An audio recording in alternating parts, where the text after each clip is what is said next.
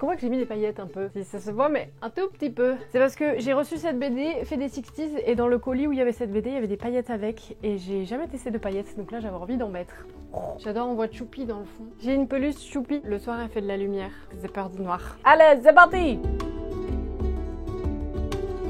Bonjour et bienvenue, ici votre bon vieux Jeannot. Si vous me suivez depuis quelques temps, vous connaissez ma peur pour la fantasy. C'est un genre littéraire où j'ai toujours un peu peur de rien comprendre, donc j'ai fini par quasiment arrêter d'en lire depuis quelques temps, alors que plus jeune j'aimais beaucoup, et ça m'embête malgré tout. J'essaye quand même de temps en temps d'y revenir, je vous ai fait plusieurs vidéos sur le sujet parce que c'est un genre que j'aimais beaucoup, et parfois j'arrive à y trouver du plaisir, mais c'est vraiment genre la high fantasy où il y a des tonnes et des tonnes de personnages, un royaume compliqué et plein de gens qui se bastonnent. Moi je suis en mode genre... Pourquoi il y a 20 personnes alors que j'ai lu 30 pages? Moi, c'est un petit peu ça le problème. Mais la fantaisie ne se résume pas à ça et j'ai pas envie de l'abandonner dans un coin. Donc, je me suis dit que si vous êtes un peu comme moi, j'allais vous proposer un petit guide pratique de qu'est-ce qu'on peut lire quand la fantaisie, ça nous fait flipper notre race. Voilà. Je voulais donc vous recommander quelques sous-catégories en fantaisie. Voilà, si jamais vous avez envie de tremper un orteil. Ça fait longtemps que je suis pas allée à la piscine. Et de tenter un petit peu votre chance, voir s'il y a des choses qui vous plaisent. Je vais donc vous parler de quelques livres que j'ai lus et d'autres qui sont dans ma wishlist. J'ai eu l'idée de cette vidéo après la lecture du premier tome de Fées des 60s qu'on m'a envoyé. Celui-ci, il s'appelle Les disparitions d'Imbolc, avec au scénario Jules Marot, que vous connaissez peut-être pour son travail de la BD Le bleu est une couleur chaude. Et au dessin, on retrouve Giulio Macciaone, j'espère que je l'ai bien dit. Regardez-moi la beauté de cette BD, ça méritait les paillettes. Les éditions Humanoïdes Associés m'ont donc envoyé un petit mail en me disant « Écoute Jeannot, on sait que la fantaisie c'est pas trop ton truc, mais là, on pense que tu vas réussir à capter. Normalement, ça devrait aller. » Donc je me suis dit « Pourquoi pas tantôt ?» Et franchement, j'ai adoré. Ici c'est le premier tome, mais pour vous poser un peu le décor, en fait on va avoir 4 tomes différents, et l'idée que je trouve assez cool, c'est que ce soit des one-shots indépendants en fait que vous pouvez lire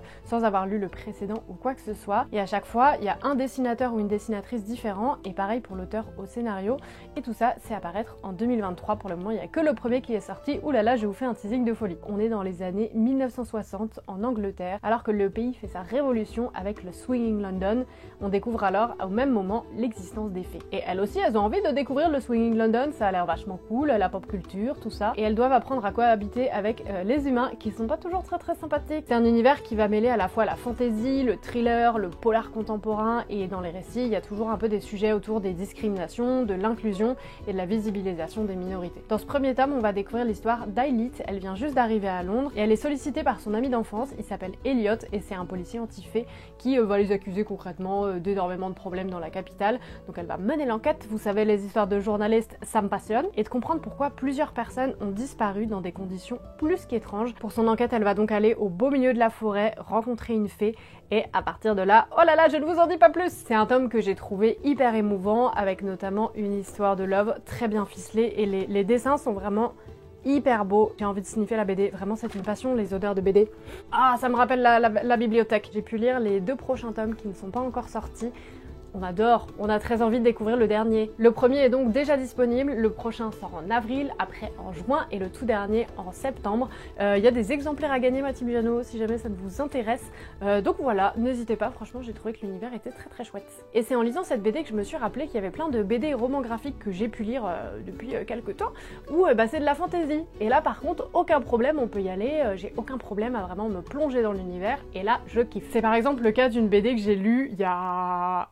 je vais même pas essayer de chercher depuis quand, ça va me faire mal, mais que j'ai lu il y a quand même plusieurs années, qui s'appelle Nimona de N.D. Stevenson. Et Nimona, elle kiffe la bagarre, les plans diaboliques et le chaos, et en fait elle peut changer son apparence, même se transformer en dragon, oui, et elle va travailler avec Lord Ballister Blackheart, qui est réputé dans le royaume pour être le plus méchant de tous les méchants, et le personnage de Nimona, il est incroyable, il est trop mignon vraiment. Elle fonce dans le tas, elle a pas le temps, on dirait moi quand je joue aux jeux vidéo et que je me défends pas, juste je fonce dans le tas. C'est un personnage qui change un petit peu, elle a des belles cuisses, c'est une grosse cuisse ici, et les dessins sont vraiment très beaux, et du coup j'avais eu aucun problème à rentrer dedans. Ensuite, en BD que j'ai lu très récemment et qui était beaucoup trop mignonne, mais vraiment genre la cutonnerie au maximum. C'est Le Cercle du Dragon de Kay O'Neill. Greta est une apprentie forgeronne et elle va découvrir une petite créature perdue sur la place du marché. Elle va donc le ramener chez elle et découvrir les deux propriétaires du salon de thé qui vont alors l'initier à l'art du soin des dragons de thé. C'est une histoire d'amitié très mignonne avec du coup ce personnage de Greta et la timide Minette. C'est un petit conte de fées hyper envoûtant. Pour à la limite vous faire une vidéo sur le sujet, franchement les BD en fantasy, j'adore, j'en ai lu beaucoup. La prochaine que j'ai envie de découvrir, c'est Le Garçon sorcière de Molly Ostertag. Et dans cette BD, on va découvrir Aster, qui a 13 ans, et dans sa famille, toutes les filles sont élevées pour devenir des sorcières, alors que les garçons deviennent des métamorphes.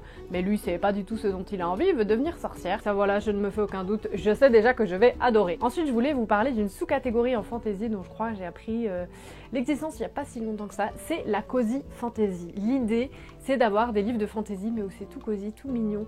C'est tout ce dont on a besoin en ce moment. Hein. Là, pour le coup, j'en ai lu un et il y en a deux qui me font de l'œil, mais de l'œil. D'ailleurs, il y en a un que j'ai chez moi, merci Louise. Les deux premiers ont été écrits par T.J. Klune. Le premier, c'est La maison au milieu de la mer céruléenne, où voilà, on a de la fantasy avec plein de petits bouts de choux, tout magique. Et apparemment, celui d'après est encore plus cosy. Il s'appelle Sous la porte qui chuchote et on se retrouve dans un salon de thé. Quoi de plus mignon? Et c'est surtout un endroit en fait qui est fait pour recueillir les personnes qui viennent de mourir pour qu'ils puissent faire ce passage dans l'au-delà. Sauf qu'une personne qui va y arriver, c'est Wallace Price et c'est pas quelqu'un de vraiment très gentil, non. Et l'autre qui me fait hyper envie, alors il n'est pas encore traduit mais ça ne serait tardé, je crois que j'avais vu qu'il serait traduit en mai ou en juin, je ne sais plus trop. Ce livre-là, c'est Légende et Latte de Travis Baldree. Alors cette fois, c'est pas une histoire de salon de thé, c'est une histoire de café. Vic, une orque, va ouvrir le tout premier coffee shop de sa ville. Mais tout ne va pas se passer comme prévu. Il paraît qu'il y a une histoire d'amour dans ce livre. J'ai entendu quelques personnes quand même s'en plaindre entre guillemets en disant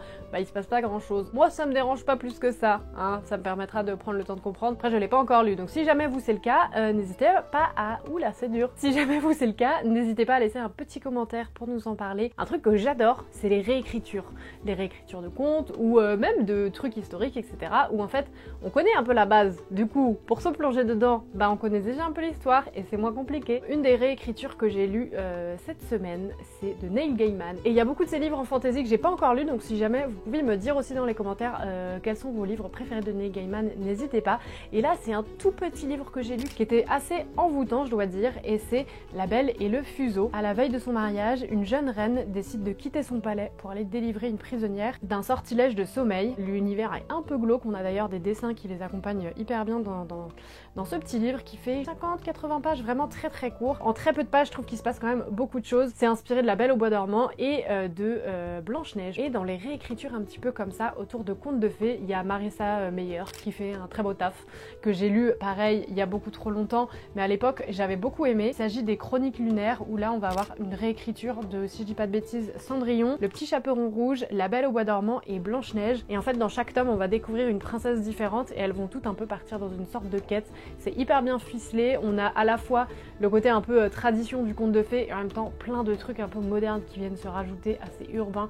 Franchement, ça j'avais trop kiffé. C'est une des premières, une des premières séries de livres, je crois, que j'ai dû reprendre au moment où je me suis retrouvée une passion pour la lecture. Ensuite, un autre livre que j'avais lu à peu près à la même époque et que j'avais beaucoup aimé, c'est Captive, les nuits de Scheherazade de René Adier. C'est une réécriture des contes des Mille et une nuits. On va suivre Scheherazade qui se porte volontaire pour épouser le jeune calife, même si elle sait très bien que le lendemain de ses noces, elle sera morte. Oui, il est pas très sympa ce calife. Alors pour essayer de gagner du temps, chaque nuit, elle va raconter des histoires au calife pour essayer voilà, de sauver un petit peu sa peau. On est clairement sur un enemies to lover, au début ils se détestent et puis après voilà il y a une romance, tout n'est pas ce qui semblait être, peut-être que le méchant n'est pas si méchant que ça, on adore, voilà, j'ai lu il y a longtemps mais j'avais vraiment beaucoup aimé. Ensuite dans les livres que j'ai envie de lire qui sont des réécritures, c'est Le Royaume assassiné d'Alexandra Christo. C'est une réécriture de La Petite Sirène. Lyra est la sirène la plus dangereuse du monde, elle a déjà pris le cœur de 17 princes, sont tombés sous son charme, elle a pas chômé, mais un jour elle va faire une grosse bêtise et pour la punir, sa mère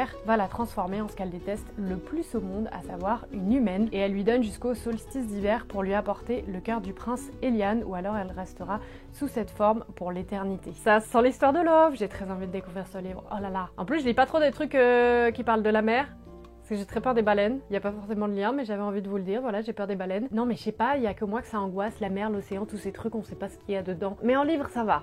Je vais tenter quand même, hein, soyons fous. Et la dernière catégorie que j'aime beaucoup en fantasy et que je voulais vous recommander, c'est de lire des one-shots. Ça m'angoisse beaucoup de me lancer dans des séries de livres en fantasy, parce que déjà, si on arrive au moment où le livre il vient de sortir, qu'il faut attendre 1 an ou 2 ans pour que l'autre y sorte, moi j'ai tout oublié. on peut pas me faire ça. Et donc de lire juste un seul livre en fantasy, bah ça me rassure. Je me dis bon bah au bout de 300-400 pages, c'est bon, emballer, c'est pesé. Un livre de fantasy que j'ai lu il y a maintenant belle lurette également, mais à l'époque j'avais beaucoup aimé, c'est Le Cirque des Rêves d'Erin Morgenstern. C'est l'histoire d'un cirque qui vient s'installer en ville comme ça du jour au lendemain. On sait pas d'où il vient. Il s'appelle Le Cirque des Rêves et il est ouvert uniquement la nuit. Et derrière le spectacle se joue une compétition entre deux jeunes magiciens, Celia et Marco, qui sont entraînés depuis l'enfance dans l'unique but d'être le meilleur. On va donc les suivre, il va y avoir une histoire d'amour qui va se développer. J'avais beaucoup aimé. Est-ce que c'est parce que ça me rappelle l'époque où je faisais du cirque, notamment du rollabola? J'étais très douée, hein. Probablement. Ensuite, un autre dont je voulais vous parler, où là, j'ai eu un peu plus de mal à rentrer dans l'univers, mais il y avait un truc. J'ai senti le potentiel un peu de ce livre. Et je pense qu'il peut plaire à certains et certaines d'entre vous. Il faut un peu réussir à se plonger dedans. Et en fait, je crois que j'ai commencé à le lire et après peut-être je l'ai mis de côté. Et du coup, j'ai eu du mal à me remettre dedans. Mais quand j'étais au tout début, j'étais en mode ah ouais, c'est intéressant, il se passe un truc. Dans ce livre, on va suivre l'histoire de Piranèse qui vit dans une maison un peu bizarre en fait. Avec des pièces infinies, des couloirs interminables. Et au milieu de cette architecture assez particulière est emprisonné un océan. Piranèse, il va donc explorer ce bâtiment avec un petit journal pour se souvenir de tout ce qu'il a fait. C'est vraiment le genre de livre où on sait pas trop où on va être amené. Donc on y va un peu en se disant bon bah voyons, c'est une baraque, il se passe plein de choses, c'est intéressant, et on nous emmène vraiment dans un endroit où on s'y attendait pas. Ensuite, le dernier dont je voulais vous parler en fantasy, pareil, assez simple à découvrir et une fois de plus un peu des réécritures, etc. Donc ça se complète avec les autres catégories. La boucle est bouclée, c'est Circé de Madeline Miller, où on va découvrir l'histoire de Circé qui est une sorcière qui a été mise de côté par sa famille, et on va découvrir toute son histoire, comment elle se retrouve sur une île seule, etc. Et toutes ses aventures. C'est hyper bien écrit. Madeline Miller, elle a vraiment un talent fou pour nous parler de mythologie grecque et à nous plonger vraiment dedans de manière très très simple. Donc voilà, pareil, ça c'est oui. Et les deux derniers, c'est plus des livres que j'ai envie de découvrir. Alors le prochain, j'ai très peur de ne rien comprendre. Je sais que plusieurs personnes sur mon Discord ont lu ce livre. Il s'agit de Babel de Rebecca F. Kuang, où j'ai peur de rien capter. Et on va suivre l'histoire de Robin Swift qui est amenée à Londres par un mystérieux professeur, le professeur Lovell. Robin va alors s'entraîner pendant des années au latin, au grec ancien, au chinois et se préparer pour rentrer à Babel. C'est là-bas qu'est le centre de la traduction, mais qui est aussi un endroit magique. Et le tout dernier que j'ai envie de lire, parce qu'il me faisait un petit peu penser à des contes, etc. Je pense que je vais bien m'y retrouver. C'est Briar Girls, qui pareil, je crois, n'est qu'en anglais pour le moment, de Rebecca Kim Wells. C'est l'histoire de Lena qui a un secret. Ce secret, c'est que le contact de sa peau tue. Elle a reçu cette malédiction de la part d'une sorcière avant sa naissance. Et un jour, elle va être obligée de quitter son village, se retrouver dans les bois. Elle va alors rencontrer Miranda, qui est en mission pour aller réveiller une princesse endormie. Elles vont donc toutes les deux se lancer dans cette mission, mais a priori Lena va découvrir beaucoup de choses sur sa famille. La vie n'est pas ce qu'elle était. Écoutez, j'espère que cette vidéo vous aura plu. J'avais vraiment hyper envie de reparler un peu de fantasy, voilà, avec vous sur la chaîne, parce que ça faisait un petit moment, et voilà, là je sens, il y a une petite vibe. Jeannot va lire de la fantasy cette année. 2023, c'est l'année de la fantasy. Donc n'hésitez pas si vous avez des recommandations, une fois de plus, ça fait plaisir. Je remercie très chaleureusement les éditions Humanoïdes Associées pour ce très beau partenariat, cette collaboration qui m'a permis d'avoir cette idée de vidéo. Donc voilà, et ça permet de soutenir la chaîne. Donc merci beaucoup à eux. Je vous mets toutes les infos en description si jamais cette BD vous intéresse. Et puis voilà, Team Jeannot, écoutez, ce fut une vidéo bien ficelée, c'est tout pour aujourd'hui. J'espère que vous allez très très bien. Et puis moi, je vous retrouve très vite dans une prochaine vidéo. Allez, salut!